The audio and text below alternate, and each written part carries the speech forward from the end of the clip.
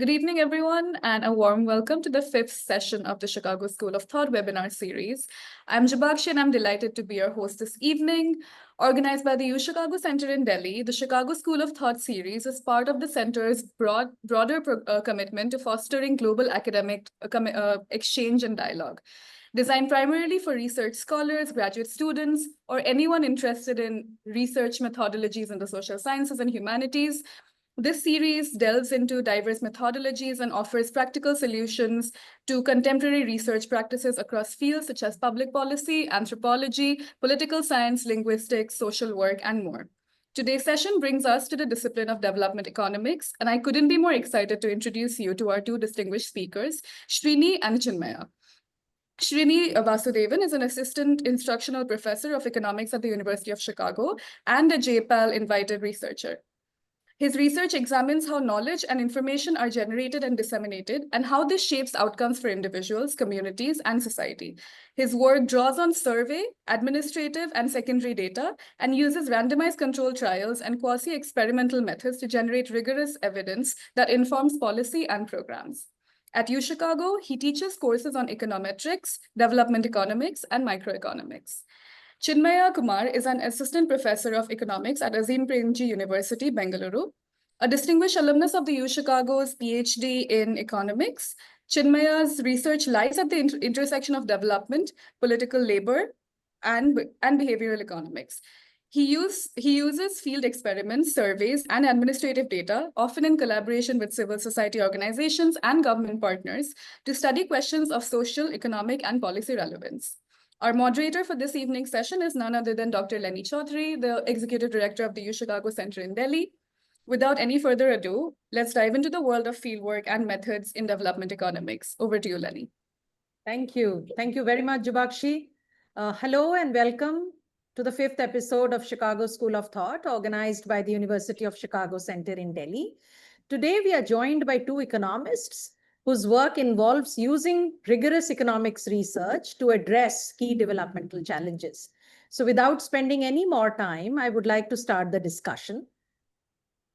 I'd like to start first with Srini. Srini, your work looks at how knowledge and information are generated and shared and its impacts. So what drew you to this theme, Srini? Well, thanks for having us. This is such a great opportunity to talk, with Chinmaya, who's, I've known for a while, and Lenny as well. So thanks.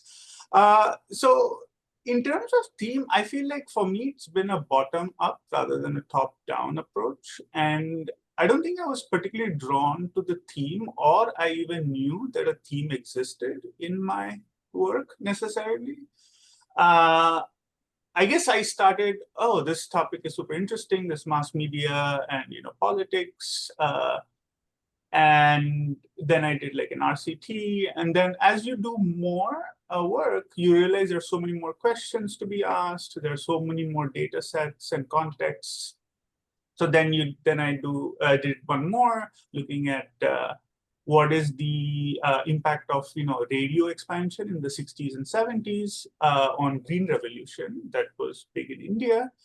And so then I started seeing, mass media is super important. And so that part was more on dissemination and impact, right? Now, as we've kind of progressed as a society with technologies, mass media is kind of losing as much relevance. It's much more, the media landscape and dissemination landscape is much more diverse, right? And people have so many choices. So then the question for me became broader. In this new landscape, how does information disseminate, right? Through networks, so, social media networks, but just word of mouth, social networks, and other ways, right? So, some recent work I'm working on is kind of looking at that. But then I was also thinking, okay, well, I did some work on impacts, looking at some work on dissemination, but where is that information or knowledge coming from, right? So then I was thinking, okay, we live in a world where it's so cheap to create information. and to spread it, or even, and so how do we generate high quality information and knowledge, and how does that survive and thrive in this very crowded media landscape and catch people's attention and so forth. So now I'm thinking a bit more on how society can structure incentives for the generation of more credible and useful information. So that's some new work I'm trying to do with grassroots journalists. I'm also trying to look at, this is not an RCT, looking at what is the effect of education on the kind of knowledge people produce. And so our elite degrees from big universities where like UChicago, does that lead to some tangible social output, more than just your own earnings? So yeah. So again, just to kind of go back to, I think this team has developed organically, and it's only recently that I even realized it's a team. So yeah, and yeah, maybe there'll be more teams in the future, but I think this is already a very exciting and field with lots of opportunities still to be, and a lot of questions still to be explored. Great, thank you. Well, no one can dispute the role and the importance of media in today's world. So thank you very much for that, Srini. Chinmaya, over to you now. Chinmaya, your research focuses on identifying scalable interventions that enhance the effectiveness of public institutions and improve labor markets. So how did you get interested in this area of work, Chinmaya? Sure. Yeah. Before I sort of dive into this, I just want to clarify I have a PhD in public policy, not in economics, because I wanted to avoid macro training during my sort of PhD, and turned out like a public policy PhD have that flexibility.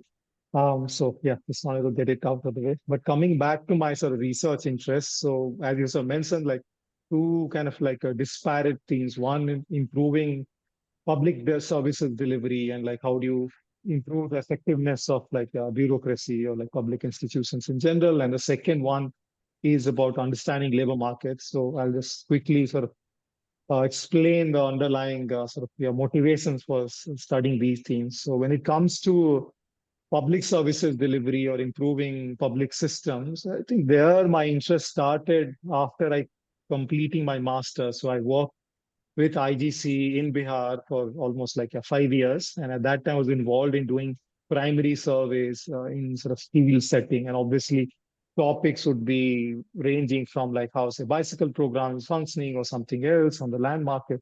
But every time I sort of went to field and to supervise data collection, like I would be having conversation with like ordinary citizens, and often they would come up with like questions like, oh, we have problem accessing this service or that service, something which is not related to the survey.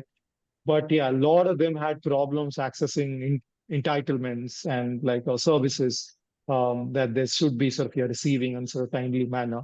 And as a researcher, we had like a limited, we could provide them information in some cases we did not know what to do.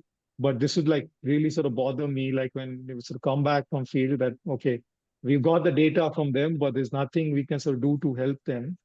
And so, yeah, this was back of the mind. And while we were sort of doing all of this, all of a sudden this new Grievance Redressal Act came in Bihar. And then my longtime co-author, Saran, who was also doing his PhD, and we sort of teamed up and we're like, okay, now that we have this tool or a mechanism that can ordinary citizens can use to sort of hold public officers accountable, can we sort of study this more systematically? And that's how like a journey to sort of understand public services delivery started. And then we ended up setting up like field experiments where like we helped citizens and like local leaders file a complaint against like their senior bosses. And then we tracked how these sort of complaint filing is sort of, whether it's like effective in improving services delivery. And then like a lot of other follow-up research question around this sort of theme. So this is how we sort of got into this. And maybe later, if I have chance, maybe I'll talk about some of this work. But maybe I'll quickly talk about also my work on labor markets and how that started. So obviously, like if you're doing field work, you're constantly exposed to informal sector labor because large majority of Indian population are engaged in that kind of work. So you have the labor chorajas, for instance, like spot markets where casual ways sort of seeking workers like assemble and they try and find work. And all the microeconomics training that I had received, I was trying to use that to sort of understand these labor markets, but it was not really helping because there are a lot of other things that I could observe. For instance, one's social identity or caste identity determine what kind of work they would accept or refuse. And yeah, economics training wasn't like super helpful and like, not really talk about this that much. So I got into this. Also, maybe our workers can also sort of have preference over what type of employer they want to have. And this is something also sort of I saw this during sort of field work and wanted to understand this more. And more broadly, I was also interested in they don't really have a formal contract in informal sectors, like all verbal, and workers have very limited sort of bargaining power. Like a lot of them have like no education at all. So how do they hold their employers accountable? And like obviously they're bargaining for wages, a lot of other amenities. But if there's a breakdown, what do they do? And again, like standard economics wasn't like super helpful. So like, okay, maybe we need to do more field work and try and identify research questions around this. So I ended up working on, say, bottom of discrimination against employers of disadvantaged sort of your group. And there's some ongoing work on like how migrant workers in informal sector sort of navigate these informal contracts and how do they sort of deal with all these sort of potential wage theft and other problems that they face, and how we can use empirical sort of research to sort of study these questions. So I think a lot of these questions are mostly motivated by what I would see in field, and then I would try and sort of link it with sort of theory, and then like, okay, now let's sort of try and sort of develop some research question around the puzzles that I would see in field, and then try and sort of answer this by doing primary data collection, RCPs, some cases admin data. So yeah, this is in my journey so far, at least on these two things. Yeah. Yeah, interesting and wonderfully combining your public policy training and your economics related training and your concern for people with whom you worked. I think all of it wonderfully shaped the research that you carried on later. Thank you. Thank you so much, Chinmaya. I'll go on to my next question, which is about the obsession of economists with data. So I wanted to hear from both of you about your choice of data. Maybe I can start with Srini. Srini, you've worked with many kinds of data, from surveys to administrative records to secondary data sources. How do you decide what kind of data to use? And do you think different types of data let you see different sides of a problem? So, okay, that's a difficult question. And the thing is, students want to know that answer as well as they start to do research. And this is kind of the second question after, how should I come up with a research question? And then, and also relate, and then once the data question comes up, then it's, okay, what method should I use? So here's and I don't think I know the answer to this question, but I'll tell you my experience with this. I think there are these three things that are all very interconnected, and the process ends up being very iterative. So you come up with a broad question like, oh, wow, okay. Do you think if people were connected with other people, lonely people were just connected with other people, they would feel less lonely, and that would improve their mental health and help them share information that could be useful for each other, right? And so that's a very like straightforward kind of question that you're super interested in. Now, the question is, you want to answer it. First, you check if it's been answered or not already. And if there's room for you to answer it. The next thing, well, yes, data, right? Like how do we, so we're empirical, or at least I'm empirical, Chinmaya as well, empirical economists, right? So we're looking at data to answer questions rather than theory, just theory. So yes, data is important. And the thing is, there are a lot of issues with data. Firstly, does the data exist? Can I collect this data? How much is it going to cost? What is the time? And so forth. So yeah, so taking those things into account, you look at the data and what's feasible, and then look at the methods that would work. But then as you're doing this, you realize that you can't quite answer the question that you asked in the first place. So then you have to update the question. So it becomes an iterative process, which in the process, you learn a lot about the topic for sure. So that's my overall kind of answer. But I'll tell you what my general preferences are in terms of data choice. I mean, I like RCTs because of their rigor and the quality of the evidence they generate. But I take the issue of what economists call external validity, which is that the results you get in your somewhat small or study, RCT, is that really generalized? Are the results from there really useful for people in other contexts and in other situations? And so one solution is to do lots of these small RCTs everywhere, but again, that's super expensive. So my kind of preference is to do an RCT generally, which uses administrative data. So not data that you collect, but that's generated anyways by, say, governments or other agencies or private sector. Because that has this naturalistic flavor to it, where you're kind of doing an experiment, but you're hearing the data, right, from the context itself and not directly measuring it yourself. So I like that a lot, but in most cases, it's not often feasible. So then, yes, then you look at survey data, or now with such easy ways to collect data like scraping or other sources, GIS, I mean, geographic and GIS data, all that stuff. So yeah, but I think the key things are, around cost effectiveness of data and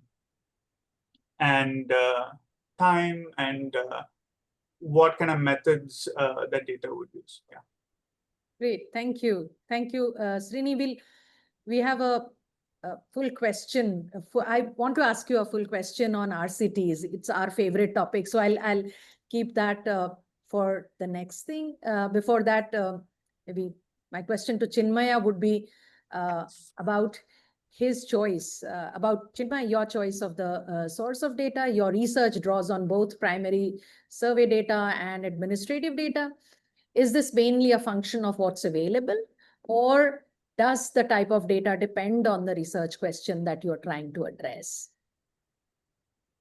I think it depends a lot of things. So maybe I'll just give a quick example. So for instance, obviously in the beginning, when I'm trying to figure out the research question, I sort of do a lot of field work and those sort of, yeah, as I sort of discussed earlier. So qualitative data perhaps helps me define my sort of your question, at least plays an important role. And after that, like the first thing I do is to look for admin data. So if I can answer that question using data which is already available, then that's great. Like, I mean, that's how I would start. So for instance, I was interested in this question about bottom-up discrimination, whether workers have preference over type of employer. So do they discriminate against employers of like certain social identity? And for that, like, yeah, so I got interested in this question. Then I look for this data. I just like, impossible to find an employer-employee match data where you have information about the social identity of the employees and employers and how long they have been sort of working for, their productivity. how did they choose where to sort of work? So all this data is not there at all. Like, yeah, so we have all these primary labor force participation survey and all, but and they're like other surveys or forms, but we don't have this kind of employer-employee match data. And obviously, firms are not going to sort of share it that easily. So I realized that, yeah, I'll have to do like a primary survey of my own. So then I started recruiting sort of, yeah, workers or looking for a job. And I surveyed them to really understand how do they go about like searching sort of work and what preferences that they have. Just like a primary survey, mostly descriptive in nature. Then now you need some kind of experimental variation because like establishing discrimination is not easy. If you just like find some like a correlation that, oh, they're not applying certain type of work, that provides some suggestive evidence, but you can never be sure. But because then we just function a lot of things that, oh, they don't like employers who has like a recently started work or stuff. And if that is correlated with certain sort of features of the employer, then you don't know whether this is the effect of the fact that these firms are new versus the fact that these firms are run by someone from disadvantaged sort of a group. So I had no choice but actually set up a field experiment to really test for discrimination from below. And so then I sort of collaborated with a firm where we had some sort of variation in identity of the directors of the firm, and I used that to sort of study this. So this so as I said, like, yeah, obviously the primary, I would have preferred working with admin data because primary data is like a costly and like time consuming. You have to raise resources, but sometimes you're left with no choice. So obviously, this is a question that I was really passionate about and wanted to sort of come up with an empirical sort of test or like answer for this. So I sort of spent time sort of raising resources and managed to sort of do a study. But there are like other studies that I've done. For instance, I have a project with Sharan on long-term effects of like exposure to SC leaders at the Gram Panchayat level. And for this, we were lucky to find some kind of natural experiment where, yeah, there was like exogenous variation in exposure to SC leaders. So we just used that, and we had access to admin data on sort of income level or the wealth level of like households like across Bihar. So we use that admin data to study this question.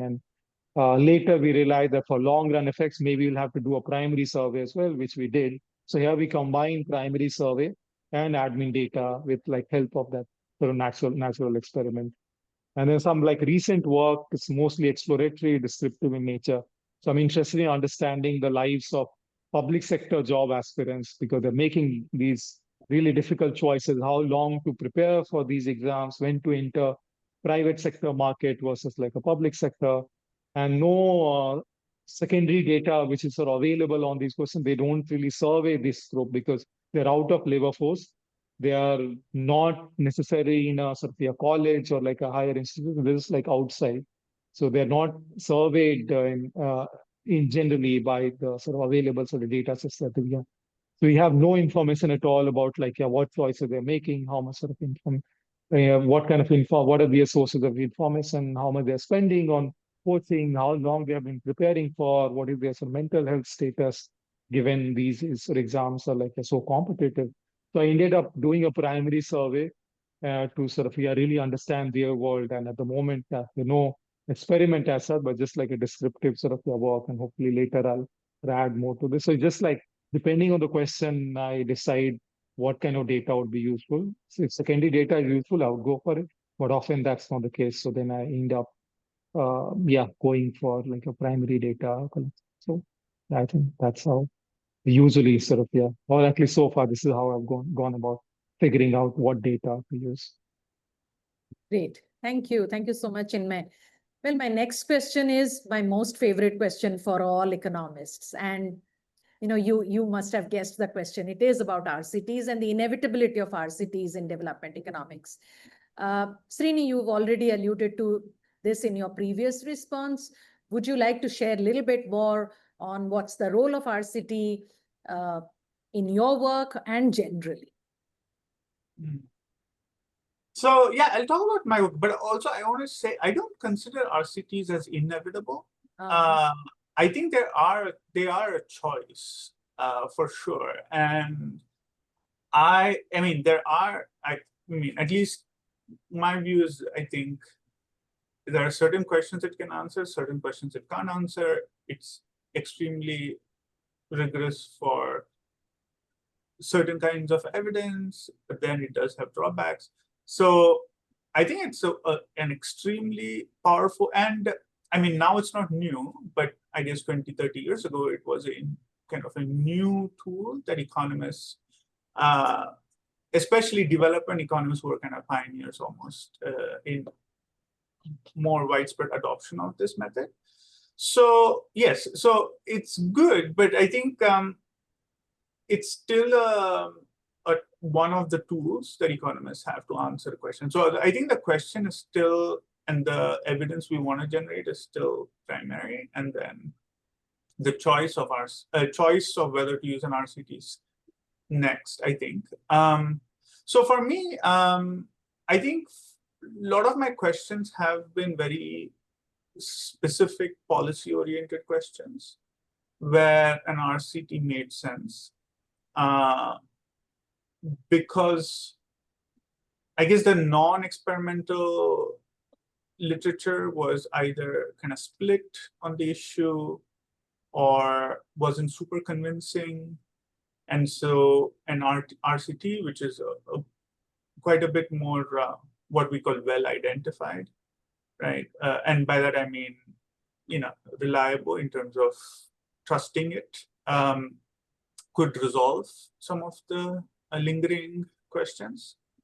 So yeah, so I use RCTs a lot, but if you want to do stuff with, say, institutions or economic history, or learn from the past, well, you can go back in time and do an RCT, right? So in those settings, just mechanically have to use other methods. And otherwise, how do we use all that past events and data and knowledge to learn and say something about the future, right? So yeah, so then there are a lot of really awesome tools, what we call quasi-experimental methods, and there are a lot of advances in those. So I often use those as well. So, but let me talk about my RCTs. So my first RCT was about the effect of mass media on voter information and choices. So that is one where there was an RCT, but the data was administrative. So then my, the RCT I've just finished is a much smaller scale, but more intensive study with women in one community participating in a program, and so use survey data and so forth. So that's, I feel like, a more typical kind of old school RCT. Going forward, I feel, some RCTs maybe at scale where there is already a program that's going to be rolled out, but you just kind of consult or work with this program provider to see if we can turn it into an RCT. Often, there's limited budget for any policy or program. So in any case, you have to choose your participants. There might be ethical reasons to not randomize, but if it is ethical, then I feel that could be one approach. One of my favorite papers is, it's an RCT, but the randomization was not done by the researcher. So this is the paper by Duflo and Chattopadhyay on the impact of reservation for women in village councils and on outcomes, right? And the really amazing thing is the kind of constitutional amendment that did this actually had a randomization in it, right? And so these authors don't do the randomization. They just use this natural randomization that already existed to write this paper, which is pretty awesome. So And going forward, maybe RCT won't be such a standalone thing. It'll just be absorbed in a lot of the other methods. So yeah, that is my, I guess, long-winding answer to that. But ultimately, as junior researchers, also we have constraints on budget and time and so forth. So that's also a consideration. Great. Thank you. Thank you so much. Chinmaya, the question to you about RCTs is that, do you think development economists have a life beyond RCTs? What about other methods, the value of other methods, maybe a combination of methods which you've used in your work? Would you like to share some thoughts about that? Yeah, so yeah, I mean, this is something like I've been sort of thinking about because you're constantly trying to figure out what method to use. And it's not that like ORCT like ranks higher in terms of that hierarchy. I mean, this is not how I see it. It's about figuring out which method is appropriate for a given question. So as I said earlier, so my work on discrimination, I think without setting up an experiment, it's very difficult to find credible evidence to really establish that, okay, certain groups are discriminating against other groups and nothing else that can sort of explain. So there you have left with no choice but to set up an sort of experiment. But for other questions, I think it's possible to sort of combine RCTs with, or maybe use like standalone non sort of RCT. I think Srini talked about some of these quasi or experimental methods that I have also used. So there's something called regression discontinuity design, where the experiment happens at a certain threshold. So as if like randomly some households or some units get the treatment, not to others. It doesn't happen across the distribution, but at certain thresholds. So I have for instance, so if you can sort of find such natural experiments, then one could sort of take advantage of that. So my work on exposure to SC leaders again uses that threshold, because the government, rather than randomizing which Gram Panchayat would get a SC leader, what they did was they defined a cutoff that if your population share is below some sort of threshold, then you won't get a SC leader. If it is above that, so every block, more likely to get it. So we use that threshold. So this is like a complementary, because you cannot go back or you cannot really randomize sort of reservation rules, unless the government decides to. So often, but there are these opportunities that sort of exist, and you have to sort of take advantage of that in case this kind of a natural experiment will happen. But I also feel RCTs can be combined with sort of qualitative research or a descriptive research a bit more. And I'll tell you, so at every level, and to some extent, I think economists have started doing it already, but there's not a lot of discussion around it. So for instance, when it comes to refining a research question or coming up with a research question, I think a lot of us spend time in field to really figure out whether that's a valid question or a relevant question in that sort of a setting. And it requires a little bit of field work to really sort of understand the underlying motivations, or to figure out whether that puzzle actually exists and what do people have to sort of say about this. And this kind of ground truthing exercise I have done, and I know a lot of my co-authors and sort of friends who've been actively working this field have sort of done it.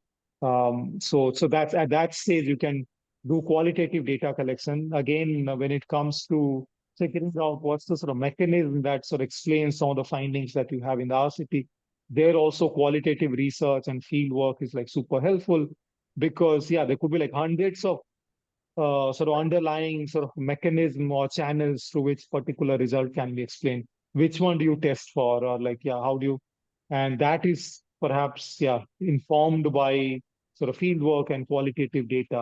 And but if you're just doing pure quantitative RCT type, maybe you're just randomly checking for some channels and you find some evidence, not to other. But a better way would be to sort of rely on sort of qualitative data for explaining the results that you have found. So it's super helpful there. But even otherwise, I think sometimes just doing descriptive work and putting it out in sort of your public domain before starting an experiment is also useful. Or in fact, it can sort of inform you whether or not it's worth going for a particular sort of field experiment or spending years and thousands of dollars or rupees on this. So maybe I'll talk about like one sort of example where maybe we would have benefited from a descriptive study of this kind before launching on the full experiment. So this is on improved cook stove in Odisha, I think has maybe carried out like 10, 15 years ago. But the idea was to see whether giving people access to improved cook stove reduces indoor air pollution, and because of that, there are these downstream health outcomes. So maybe the likelihood of getting like catching respiratory disease and others is much lower because you're using an improved cook stove as opposed to like the sort of traditional sort of cook stove. And after like 7 years of like running this sort of field experiment, they find that it does not have much of an effect in reducing or like improving health outcomes. And the primary reason for this was that the take up of these cook stove was really low. So hardly like very only a tiny fraction of households actually took up this offer of like improved cook stove. And this was the reason why. So this is kind of like obviously they try and sort of understand why this was low, and a lot of other follow-up questions they looked at. This is very interesting, but obviously the main focus was to sort of establish this. And so now I just like dug a bit deeper and then realized that like throughout 80s and 90s, there are a lot of these qualitative research on why take-up for these cook stove was lower, and in other contexts across India, maybe not necessarily Odisha. So even here, if they had carried out some kind of descriptive work, this is like measuring their sort of preferences and like what kind of stoves they're using, the likelihood that they would use something like this, and the design feature and all. I don't know whether that happened, but I guess like a good qualitative descriptive study would sort of basically give you these red flags that, oh, maybe this is not going to, the take up may not be used because of like whatever reasons. And then you don't like have to sort of spend a lot of money and sort of time and resources in sort of. And ultimately you realize that no, this sort of experiment did not really so go anywhere because it's like not interested in this technology. So I think that's why like qualitative research where like researchers are themselves involved would be sort of helpful. Often, like we end up relying on RAs and survey enumerators, but I think at the beginning, like our active involvement would also help us, like anticipate some of these potential problems, so that we don't waste a lot of resources. So I feel there's a lot of scope for adding these sort of qualitative data and descriptive studies and combine it with like natural experiments or RCTs, or sometimes even standalone studies on using sort of descriptive data or qualitative data would be super useful for the researchers who are working this area, and also for others who might work on it like later or in the future. But a lot of this kind of descriptive work or qualitative work, although economists spend a lot of time doing this, but it's just not there in the public domain. It's just sitting somewhere in these shared Dropbox or other folders that they use. And because of that, I think they're losing out a lot. But I guess there's also not a lot of revenue and sort of incentive to produce this kind of like a research outcome. Maybe later we can sort of get into this, but that's something sort of worth considering. It's like complementing these methods with RCTs. And the kind of like a work I have done. So I have some RCTs that I have sort of carried out, but I also have descriptive work. And but qualitative research and field work based insights that I've generated, even I haven't been able to put it out there like as myself because there are no outlets, and I'm incentivized to sort of publish all this sort of experimental work. But this one, I've not been able to. But maybe as a discipline, and those who are sort of leading the discipline need to sort of think of like, can we provide outlets where we can be incentivized to step up this, or some of us can do it even if no incentive exists, but it's hard. Great, thank you. So, a very thoughtful way of approaching a research question, and then looking at the approach to data collection, whether you need this and whether this is feasible. And so great, a very, very thoughtful way of addressing a research question. Thank you, Chinmaya, for that. Well, my next question actually stems from a personal apprehension about the discipline. I've always found economics to be a very quantitative science, with measurements being central to the discipline. One major reason why, despite being a development economist at heart, I didn't want to pursue it as a discipline. So I want to hear from both of you about what do you think about measurements? Srini, maybe we can start with you. How do you think about measuring the things that matter to you in your work? So can I quickly just add something to some of the really cool things that Chinmaya said? Please do. So about the technology adoption issue, I think Chinmaya kind of really nailed it in that, and I'm certainly guilty of this issue as well. Though I'm trying to be self-aware and improve. So I feel like a lot of economists are really excited with the evaluation and the results and the answer and the publication. And so we don't, at least I feel maybe I haven't spent as much time trying to understand the local context in which that problem exists. And is the solution that we're trying to evaluate, is that even going to work before a full-fledged evaluation?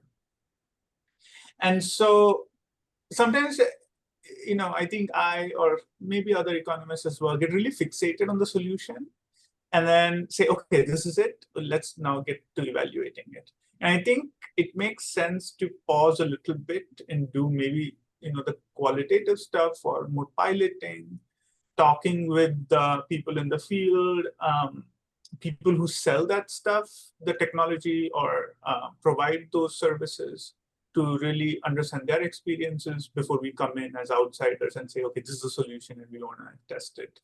So yeah, I think that would be very interesting. So yeah, in terms of measurement,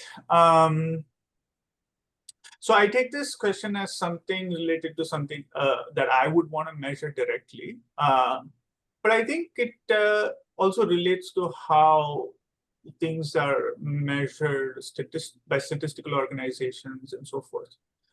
So, so for economists, I guess people who do more resource economics and ag econ, their measurement might be a bit more of the physical stuff, how much things are produced and so forth, which maybe you can measure more, the way we think of measurement in other fields.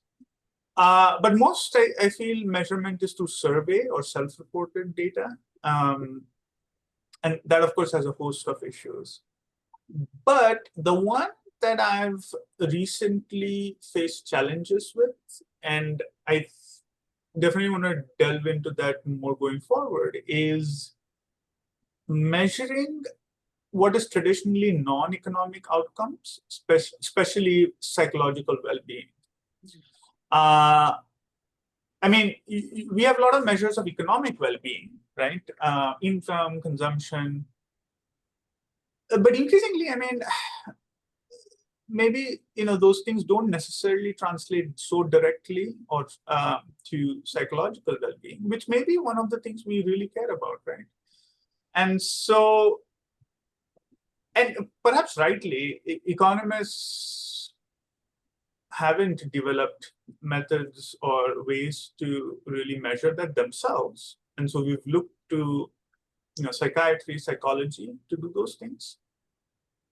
But there are some challenges with doing this in the field of development economics, at least the ones that I've encountered.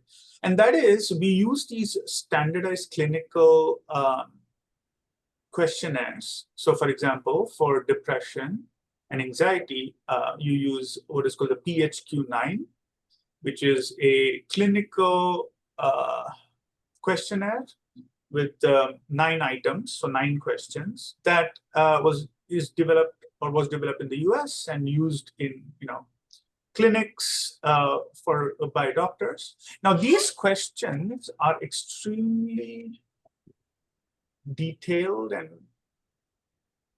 so for example, it'll be in the last 30 days, have you felt like there were situations where you couldn't control it or felt overwhelmed? and then the options you're supposed to choose are never, rarely, sometimes, very frequently, always. Now, and each question is like that. Most people, certainly I don't think of a question like this and be able to grade my answer in so many.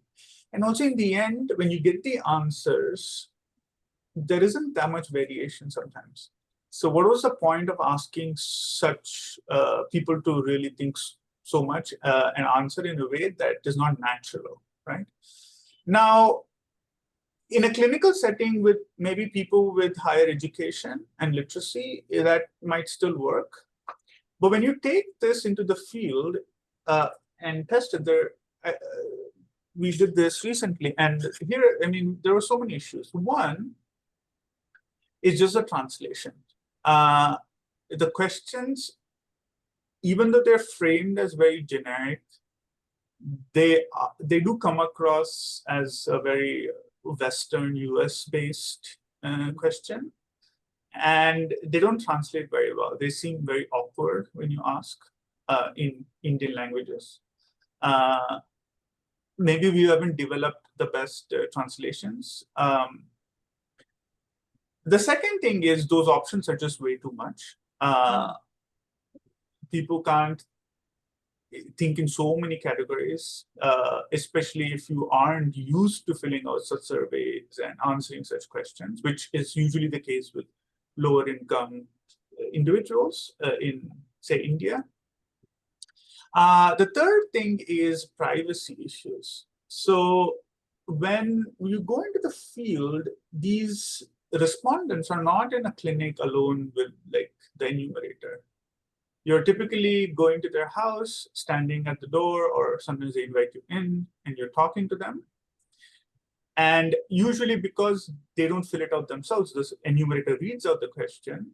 There's always, you know, like people hovering around, curious family members, children. And so say a mother, so you're administering a psychological well-being question to a woman, and a young woman, and her mother-in-law is just hovering around, right? And you ask her, are you, some version of, do you feel lonely, or do you feel like you don't have any opportunities to go outside the home, or something like that? Well, I don't know how the woman would answer it that truthfully if she knows that her mother-in-law is listening, right? So that's, you know, then there are privacy concerns. And then there's what is traditionally called the social desirability bias, where the people feel ashamed of their true answer. And so they change it because they feel that's what the enumerator wants to hear. So these are all problems in the field that maybe psychologists, psychiatrists hadn't thought about as much. And again, I'm not super familiar with maybe the subfield of psychology that's more field oriented. And so maybe that's something for me to look into. But in the meantime, you know, because of time constraints, so we had to develop our own, you know, some solutions. And so the one thing we did was by the way, this is work with Laura Schechter, who's at UW-Madison. And we had really excellent RAs, RA as well, and field staff. So we did a lot of piloting. So instead of asking, there's an instrument called UCLA3, Loneliness Index. It's a 3-item, but even those 3 items didn't really work because the questions were quite strange. So in that context, or came across as strange. So we did something very simple. We just asked, how lonely do you, in the last 30 days, how lonely have you felt? And instead of telling them to, on a scale of 1 to 5, with 1 being least lonely and 5 being most lonely, all we did was we had 5 emojis in increasing level of unhappiness, right? or frown. And to address the privacy issue, what we did was it was on a tablet. So we would just point the tablet to the woman and say, touch the one that you feel. So that can address it was simple enough to understand the question in the local context. The options were numerical, so people didn't have to think about the cardinal scale or even the ordinal scale, which for people with lower literacy is an issue. And it kind of retained privacy. So, and that's somewhat of maybe a stopgap solution for now. But I think we definitely need to do more innovation in terms of measurement of this kind. Yeah, and the translation piece is super important. And I think there, Chinmaya's point about the PI going to the field and actually seeing stuff work is important. So in this round of survey, we had an RA who spoke Gujarati, and this was a project in Gujarat. So she was able to point out a bunch of translation issues that even getting things translated by a formal translator or Google Translate kind of didn't catch.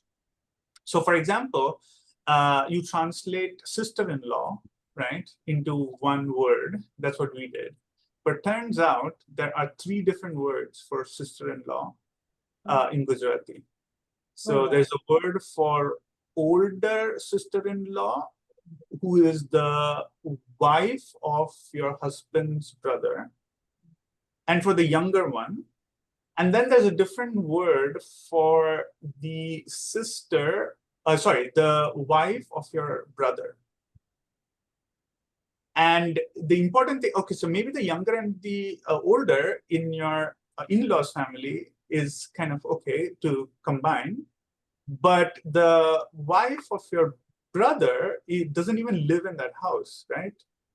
So if they say yes to that question, it's answering something completely different, right? So yeah, those are, I think, issues. So it was really helpful to have an RA who spoke Gujarati. And I think for this round, I spent some time in the field piloting it, and I could see how the women were responding.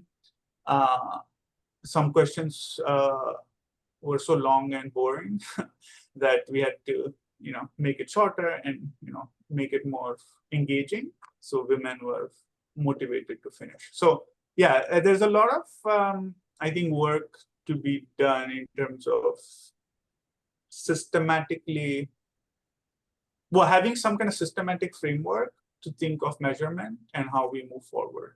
Because right now we have a lot of innovations by researchers, which are kind of stopgap sometimes, but we need to find a way to integrate all this into some kind of agenda for the future. Yeah, thank you.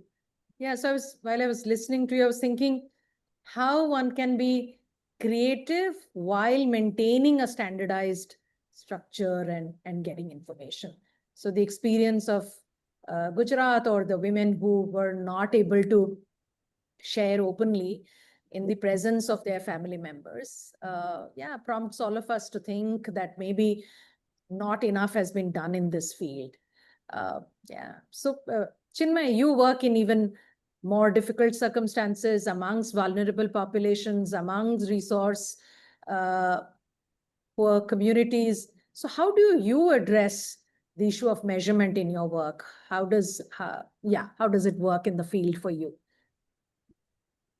So before I get into this, just like one quick comment on Srini's point about the difficulty of measuring mental health related outcomes like anxiety and depression. So I have also been trying to figure this out for one of my research on public sector job aspirants, because a lot of them are facing these challenges and wanted to measure this outcome apart from a lot of other standard outcomes that economists are usually interested in.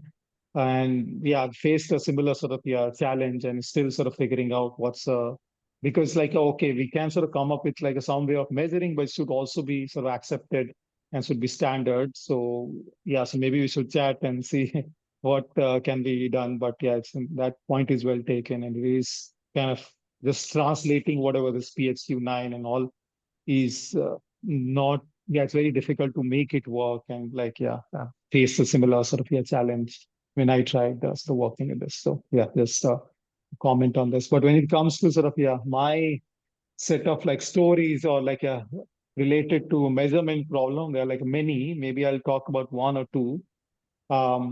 And sometimes you have no solution, but yeah, you have to sort of acknowledge that like measurement, especially using quantitative data, is challenging.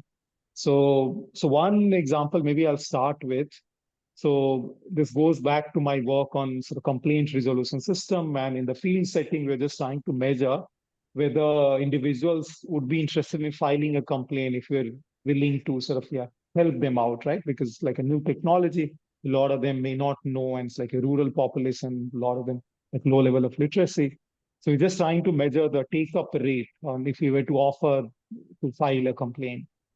And while I was sort of trying this, like in one village, when we were just doing a pilot study, we realized the take-up was very high. And in some cases, it was not that high. And we're just trying to understand, is there something about it? And so we realized that how they perceive us makes a lot of like a difference in whether they accept our offer or not.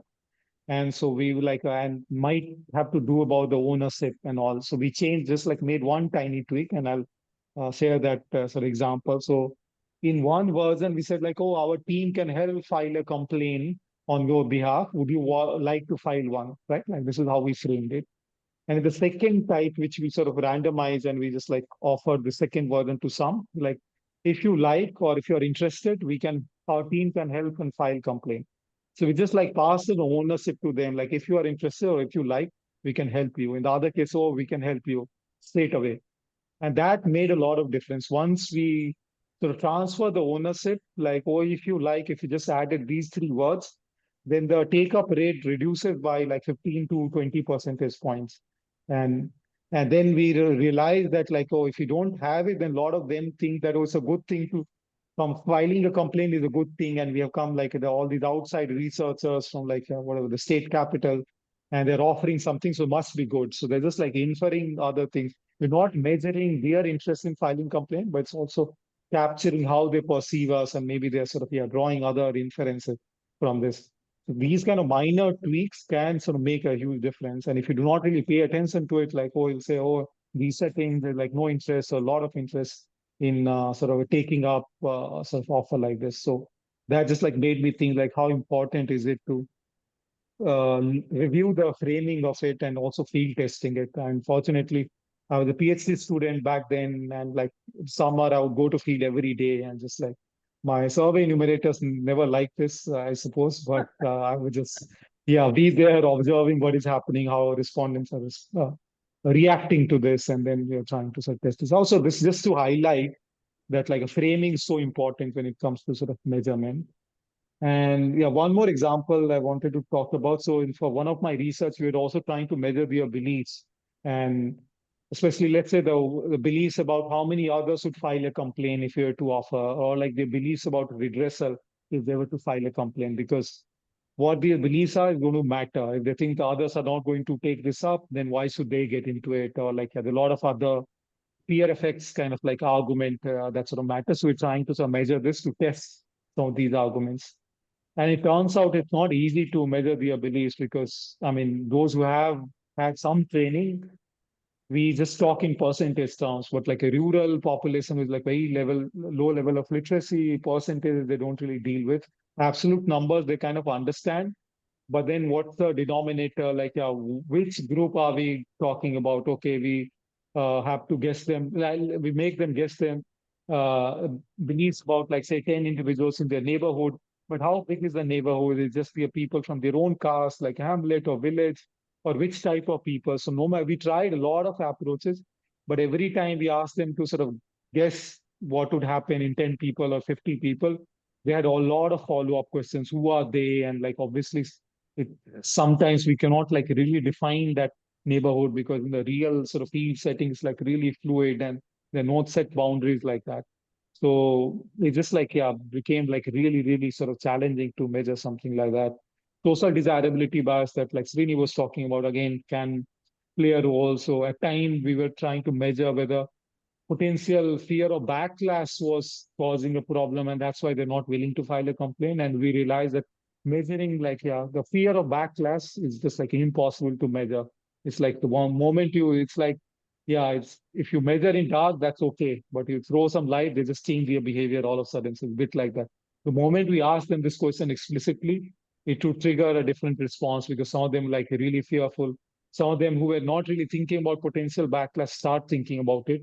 So we are not really measuring what we are. So the question itself has some kind of a treatment effect or changing, having an effect on the response. So we knew that this exists, but accurate measurement was like a next to impossible. And at some point we gave up, and then we tried other ways of measuring it, but it's not like fairly accurate. But I realized that how challenging it can get. And I was able to see all of this because I was there in the field. But someone who does not know the language, not there in the field, I wonder, like, yeah, and we have a lot of studies with really nice, and there's very little discussion about these in the seminars or like the published paper. Like we often have these Y's and X and lots of outcome variable, and there is some treatment effect or no effect. But when it comes to sort of, yeah, talking about, yeah, but if you're just not able to measure it really well, then not sure what, yeah, I mean, so, but I wish there were like a more discussion around this, like, but this is something I've sort of encountered all the time. But when I sort of come back and when I'm presenting or like reading these papers, there's hardly any sort of discussion. So that sort of surprises me a bit. But for me, measurement is a challenging problem. And sometimes like I just don't find any solution despite having good understanding of the context, language, and everything. So this is like a huge topic. And I can talk about it for like, yeah, sort of hours, but I guess all the participants will disappear. So I'll just stop. Yeah. Yeah. Well, thank you. Thank you so much. And yes, both of you mentioned about fieldwork in your reference, in your response. Well, before getting into fieldwork as an area of discussion, I wanted to let the participants know that they can post their questions on the Q&A box. We will be taking those questions after I complete asking Srini and Chinmay some basic questions, and then we'll delve into the questions from participants. So, well, coming back to our discussion on fieldwork, well, we understand fieldwork is central to development economics. And both of you referred to fieldwork when you spoke about your choice of method or the research question or the measurement issue, how fieldwork is so very critical to the work that all of you do. Srini, you've done extensive fieldwork in India, and you are now working with several groups based out of India. So what has been your journey like in doing fieldwork, and how did you manage learning to do fieldwork in these areas? So again, before I answer that question, I want to quickly add a comment to something Chinmaya was mentioning. Sure. So yeah, so the belief measurement is very interesting, right? And something we really want to know. And the problem with beliefs is it traditionally thought of as only self-reported, right? Now, there are some beliefs which are a bit more objective that economists have figured out ways to use our frameworks to get more trustworthy data. For example, these are called incentivized incentivized games or incentivized tasks. So, I see. Yeah. Yeah, like, and so, for example, like psychologists, right, really use mostly or often self-reported data, right? Like, how are you feeling, blah, blah, blah. Now, economists don't really like that as much. We prefer what is called revealed preference, which means that don't tell us what you want and like. Let us look at how you behave and figure out what you like and want, right? And so I feel like, again, maybe that's not applicable to all kinds of beliefs or feelings. But I think as economists, because we have so much background in doing that, we could maybe bring that to, outcomes in psychological well-being or beliefs. And so in that Gujarat Women's Group project, we did something similar. Let's say, I mean, we're still analyzing the data. But for example, one question you want to ask about beliefs is, do you think, to women, do you think it's okay for a husband to beat his wife if she does this or that, right? Now, that's a sensitive question. So people ask it like, do you think other women in your community think it's okay, as a way to kind of shift the focus on the community rather than on the woman to get a better answer? But even that can be, so what we've done is try to do these incentivized tasks. This is just one question. So you tell a woman, you ask a woman, what proportion of other women that say we're serving so many women in your neighborhood or in your village, what proportion do you think it's okay for a husband to beat his wife? If you get the answer, say it's the real answer is 20%. So we say if your answer is between 10 and 30%, you'll get like an incentive. So this could be like 20 rupees or 50 rupees, right? So now they really have a strong incentive to reveal, what they truly believe, right? So in some sense, so yeah, that is one thing. So in terms of field work, I'll say, I think just quickly, since we're kind of running out of time, I guess, right?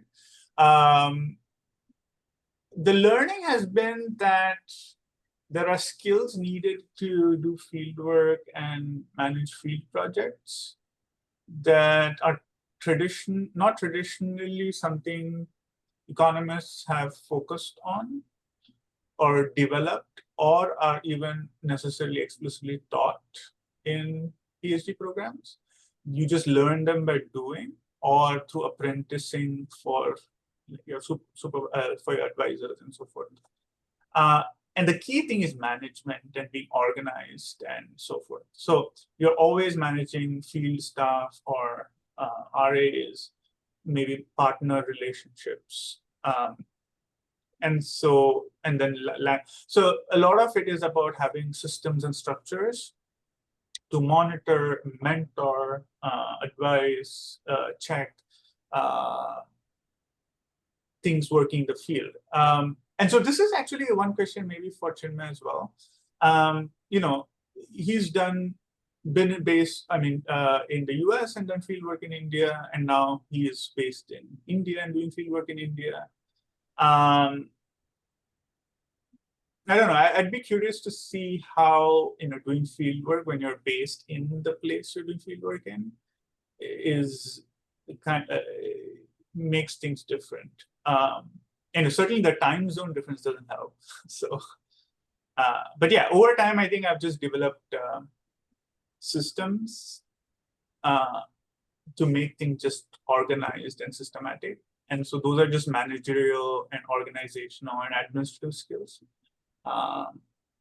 that once you keep trying different things, you realize, okay, this works, like a weekly call with your co-authors and the RA, same time every week, even if we don't have anything specific to talk about, just to catch up and stuff like that. Yeah.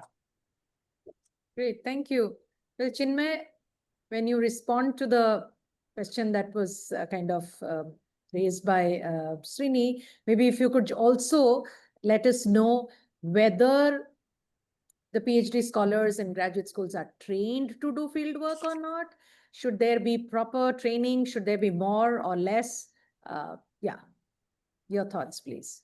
Yeah, so maybe I'll just start by responding to Srini's point. So the fact that now I moved back to India and how that influences fieldwork. So one of the motivations for moving back was because a lot of my research requires fieldwork, and I did not want to deal with jet lag and it's taking all these 15 hours long flights. So obviously it's nice to be sort of here and obviously I'm based in Bangalore, and this may not necessarily be where I'm actually doing my sort of field work, but still taking a 2-hour long flight is better than that. And time zone makes a lot of difference. Especially for my RAs and research enumerators. So no longer I'm doing all these early morning or midnight calls for them. So I think, and I can just talk to them during the day, and there's adjustments. Earlier I okay, I would wake up and then have a chat with my team and figure out how did they do, and next day maybe they can implement. But here, like you're on the go during the day also, and sometimes, yeah, you have to do some so firefighting too, because a lot of this work can be risky too. So, for instance, if you're auditing public services, or if the enumerators are asking question whether PDS is working well or not on the ground, they have to deal with like a potential sort of harassment by state officials, or like those who've been sort of supported by these officials. So it's yeah, glad that like I was around, because sometimes I would receive these calls because like my sort of name and number was mentioned there, and I was able to deal with it. Obviously, in absence of this, maybe the RA would be doing this, but still, this was kind of like useful. So yeah, it's good to be back, and definitely good for field work and for research team in general. But going back to like PhD training, so a lot of development economists do field work, but when it comes to training, I'm not sure whether any of these sort of programs like really train you on this. So we learn a lot of econometrics, micro theory. Those who do macro, they learn that too. But when it comes to like, so for instance, running of surveys about, it feels sometimes like can be overwhelming. It's a bit like running a farm, like you're just doing a lot of HR management and dealing with these calls and making sure like everything is sort of going smoothly. Your RA, of course, helping out, but you never really trained for all of this. Like none of those fancy econometric techniques is going to be helpful. Or like how do you deal with like a if when you're doing actual field work, sometimes the respondents or like the local population may not like what you're doing, and how do you sort of deal with that and come back safely? So again, you have no training, you just like learn it on the go. And for me, this like in the beginning, I did face a bit of problems, but yeah, it's just you use whatever like your judgment to sort of take these calls. But I wish they were like a more sort of training on survey design, sort of field work, qualitative data collection. Uh, I guess, economists who are doing this kind of like a primary database sort of work or like field experiments, I think, some training, but obviously it has to be context specific, just like designing a course.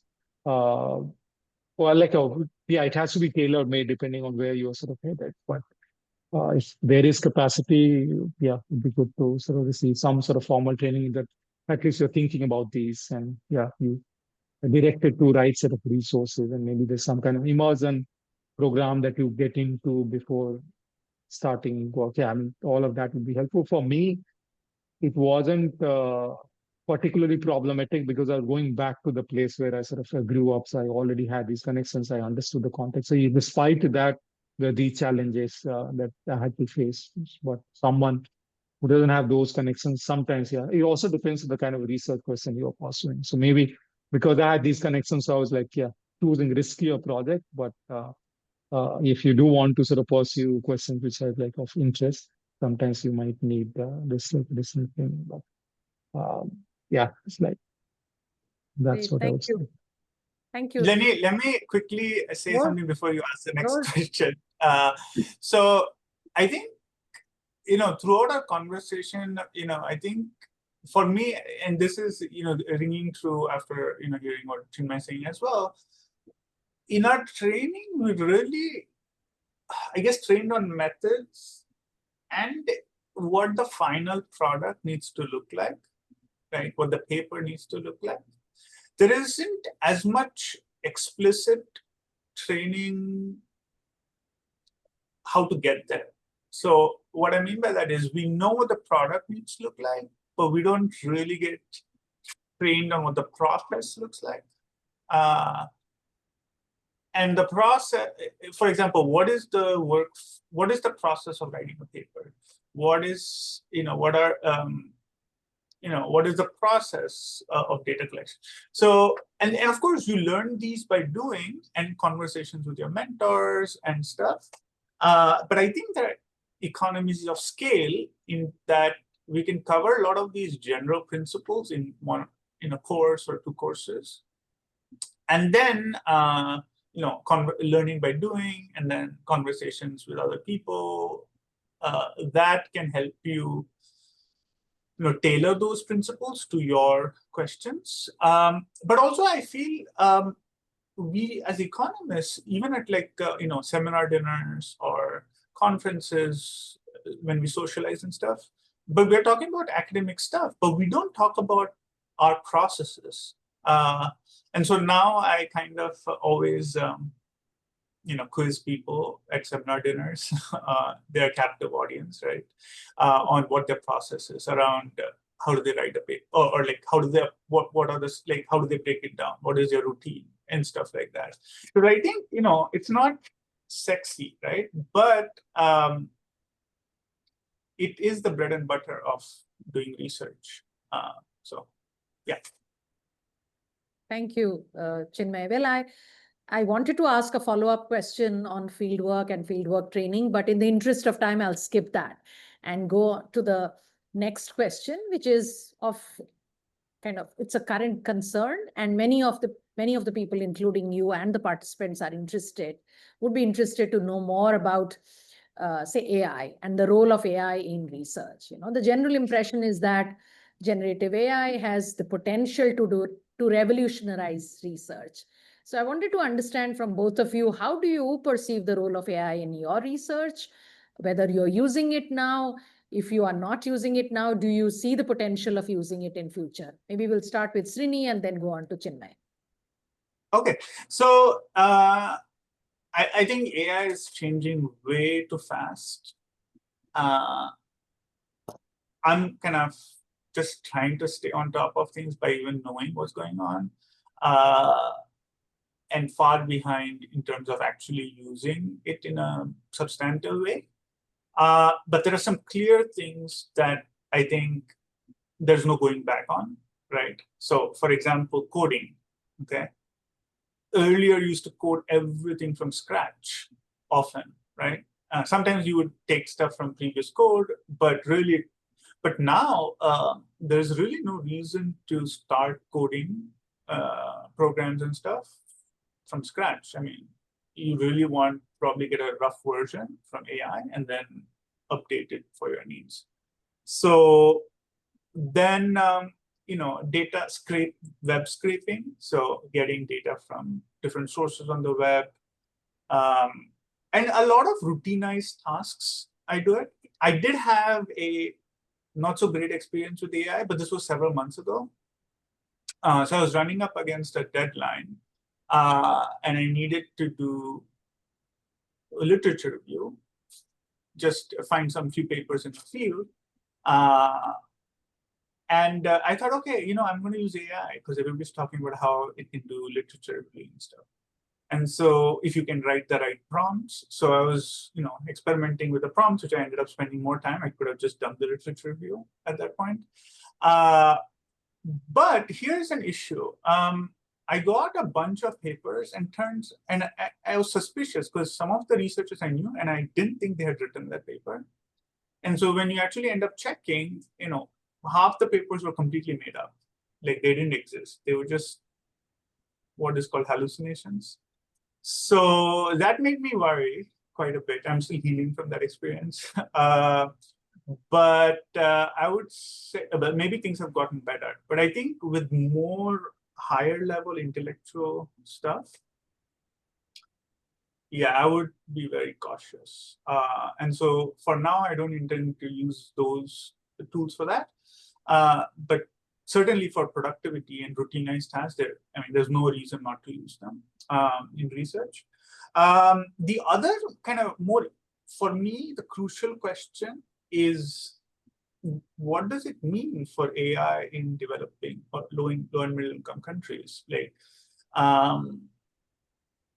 it's sweeping across the world and it's so fast, we don't know what's going to happen in some sense. So really, we need to start doing more and more research to measure and in some sense predict what might happen if AI changes in certain ways, or if we put certain kind of regulations on it, what would happen, or if we changed access to it in different ways, what would happen. We need research for that to inform ongoing policy changes. In AI particularly, since I'm a development economist, I would be more focused on in settings like India, but I think these are universal questions. Thanks so much. Chinmaya, what about using AI? Do you use it? Do you plan to use it? A little bit, yeah. And my experience has been similar to Srini. So a lot of these like messy, repetitive tasks, like I rely on AI. So yeah, so whether or not this is going to revolutionize the field, maybe that's like a strong. So my view is like certainly helping. A lot of like yeah, these tasks that like maybe I would ask my RAs, I can just like ask sort of AI to do. So instead of hiring 1.5 RAs, maybe I'll hire one RA thanks to AI. But still, sort of yeah, when it comes to actually yeah designing sort of yeah research sort of yeah methods or designing a particular study and all like yeah, you can't really sort of use AI much. But it's yeah construction of outcome variables, sort of yeah cleaning data, coding and all.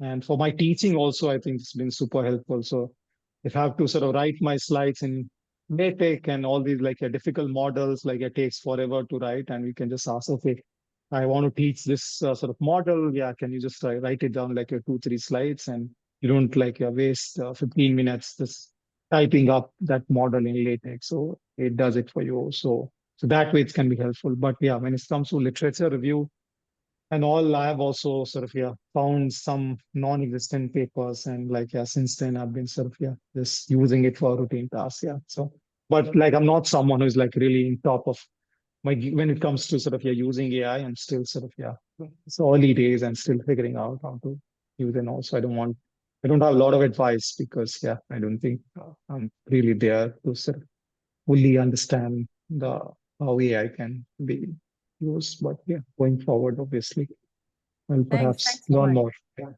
Yeah, thanks, Chinmay.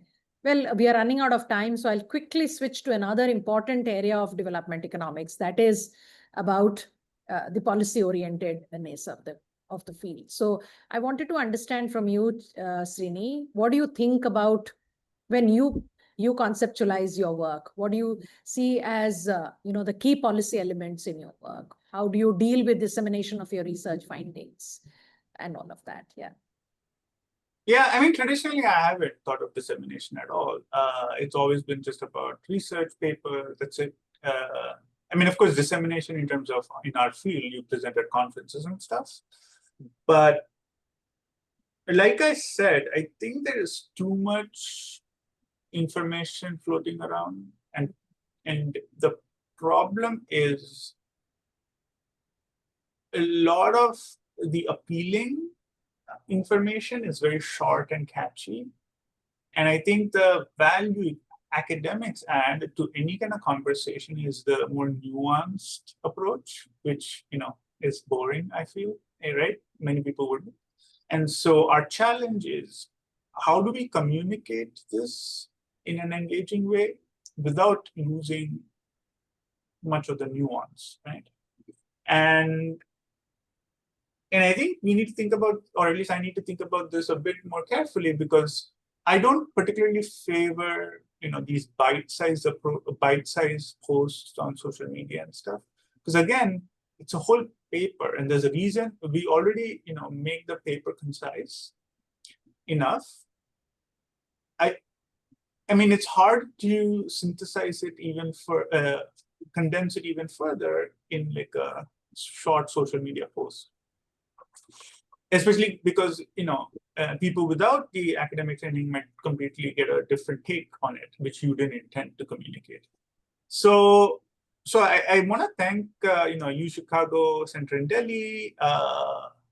It is such a, thoughtful and great platform to talk about these issues. And it provides, a platform for junior researchers like us who, don't get invited to all the fancy places, right?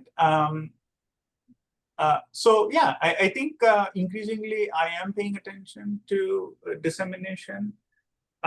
Usually what that means is including some items in your funding grant proposals to disseminate. And the great thing is, with JPAL, you guys, and other places, there is now an emerging kind of ecosystem of places where you can do thoughtful dissemination.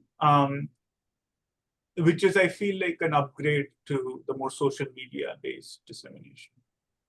Great. Thank you. Thank you so much, Srini. Chinmay, I wanted to ask you about, your specific examples, from your work, if you have on the policy part. I have seen that in your work, whether it is with the bicycle program or about the complaint mechanisms or the citizen-led monitoring, everything was directed towards influencing policy. So would you like to add a little more about the inevitability of the policy framework in the development economics work that you pursue? As a lot of my research had like a direct policy implications, and obviously the natural thing is to sort of talk to people who could potentially use it. So what I've done, like every time I've had some of these results, some of this could be like a form of paper, others could be just like a short note that we prepared based on like a small scale sort of study, but yeah, maybe like some kind of a randomized intervention that we tried and we thought, okay, we found that, oh, something is working, not working. So obviously not everything goes into the paper, but sometimes you just like reach out to sort of policymakers and say, when I was doing this complaint resolution work, then the sort of senior officials in sort of Bihar government, and you just do a sort of dissemination, like it could be just like one-to-one meeting, or maybe like a presentation in the department, and we would share whatever like findings. And the response has been mixed, right? Like sometimes a lot of questions. Oh, do you really think this is happening? And sometimes, like, oh, yeah, we did not know this. And we could sort of observe in the admin data that just after this dissemination, for instance, certain type of complaint filing sort up and that kind of stuff. So, yeah, but obviously it's not easy to sort of build these relations. And sometimes, yeah, the officers can be super accessible. Other times, like, yeah, they do not really open the doors. But yeah, we always try and knock the doors once we have some finding, which could have policy relevance. But whether or not, yeah, we're successful depends on a lot of other factors. But then that's how I've gone about it. Yeah. Yeah, thank you. Well, my last question is more on behalf of the participants, both of you. So Srini, your work spans surveys, administrative data, and experiments. Looking back, what do you think shaped your research journey? And as a researcher, how do you think about building a research agenda? I'm sure people would like to know about this. Yeah, so, well, I mean, firstly, it's really great that we have all these people. I feel maybe a lot of people thinking of PhDs joining. So I would say, I guess since we don't have that much time, I'll just say what I've learned from my not very long experience, right? Is that research is fun if you do it in a way that you enjoy. And for me, that means having a strong social component to it. So a lot of collaboration, brainstorming, talking and thinking with other academics, but then also engaging with partners, either implementation partners, field partners. And so, getting into academia, at least, I had the impression you stay in your office or, you do field work, but, really it's a solitary enterprise, right? Writing a paper and stuff. It's not, but it takes effort to make it a social experience.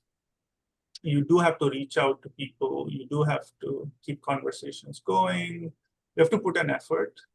But I think it's a very worthwhile effort to connect with lots of people and share your experiences, learn from their experiences, and so forth. So I would say, the PhD can be intense, but if you can make it a collaborative experience, it's more productive and enjoyable. Thank you. Thank you. Chinmay, my last question to you is about your experience as a PhD scholar at the University of Chicago. I'm sure there are a few PhD aspirants on this webinar, and they would like to hear about it. So I think it was great, mostly in terms of the kind of like a faculty members I had. Like, yeah, so obviously while choosing, I knew that like, yeah, there are these sort of professors I wanted to work with. But after going there, I realized there are like many others that were like equally sort of generous with their time. And I think I was just spoiled for like too many sort of options and a lot of people working on the topics that I was interested in. So I was like pleasantly surprised because a lot of other sort of your friends who've gone to other places maybe did not have the same sort of not necessarily have the same experience. So I think that was sort of great access to funding because a lot of my research required primary data collection. So yeah, obviously I could not like do like a really sort of big projects, but yeah, the kind of like a projects I wanted to run, like I was able to raise resources and like a lot of like opportunities for that, which is also something I sort of really liked. Whether it's not something I was a comment on, I was okay with it. Like despite the sort of cold sort of I mean, winter months can be sort of challenging, but at least there used to be natural light, which was not the case in the UK. So I did my master's there, and then it was just like more depressing. So compared to that reference point, I think experience was better. But yeah, overall, like great set of like other like a fellow PhD students, excellent faculty members, and then access to fund. What else do you need? So just like fly back to India every summer, do all this fieldwork, data collection, or go back, present my result to people who are in sort of top of Thank you. doing frontier research. So it was great. Thank you. Thank you so much. Well, we are almost out of time, but there is one interesting question which I thought we must address. So this question is to both of you, and the participant wants to know whether economists should try and conduct interdisciplinary research or stay within the discipline of economics and do work on some niche areas using core econometric methods. For example, utilization of RCTs, etc. What are your thoughts about it? Interdisciplinary research versus core economics research.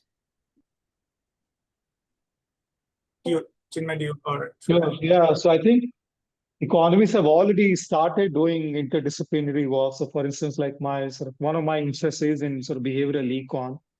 And there I see not necessarily sort of co-authoring with like a psychologist, but a lot of insights in behavioral econ is coming from sort of psychologists. So they're definitely borrowing a lot, and same in political economy, a lot of like your work in political science, they're definitely borrowing. If anything, the criticism that we receive that, oh, we are just like entering into new territory and we are just like encroaching upon other spaces. So, but I think just to maybe, yeah, but if you think like interdisciplinary in a sense, like collaborating actively with, say, political scientists, psychologists, or anthropologists, maybe there's like a lot of scope for doing that. So I do know some people, yeah, to say work with anthropologists was sort of, core expertise in a particular area and sort of, using quantitative and qualitative method.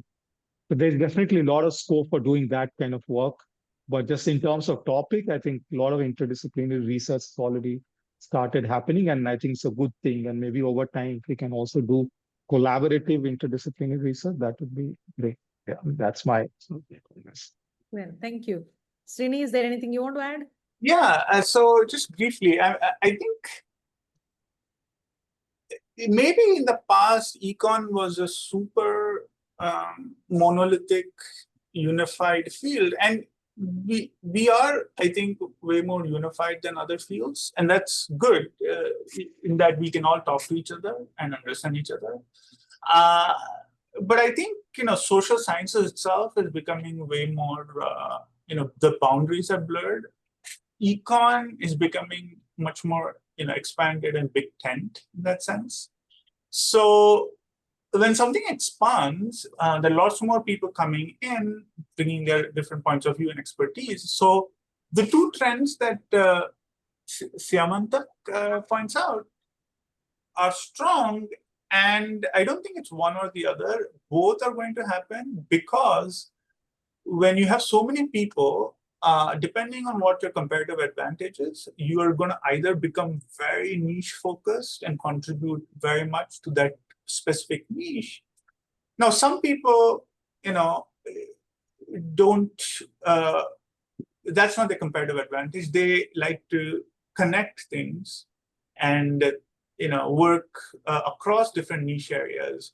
And so they're not substitutes, they're actually complements, right? You want a bunch of people who are very good at niche methods and areas, and then you want people who are kind of jack of all trades in some sense, and trying to connect these niche areas. And now that we're a bigger field or expanding field, with maybe more resources and so forth, now there's a role for everybody. Everybody doesn't have to do everything. You can do what the comparative advantage is. Super. Thank you so much. So with this, we come to the end of this session of Chicago School of Thought. And I must confess that now I'm not afraid of talking to economists. I am not afraid of talking to people who talk about the inevitability of RCT as a method, people who are open to listening to views from the field, adapting their methods, approaches as per the needs of the field. So thank you very much, Srini and Chinmaya, for this wonderful discussion and for simplifying stuff that many of us thought would be complex and complicated. Thank you so much for doing this for us. I want to particularly thank the participants for joining us this evening, those who have missed it or those who have not been able to watch the entire episode. The session will be available on our YouTube channel and on our social media pages. So thank you everyone for joining us, and have a great morning and evening wherever you're joining from. Thanks so much. Thank you, Lenny. Thank you, Chinmaya. Thanks. Yeah. Wonderful conversation.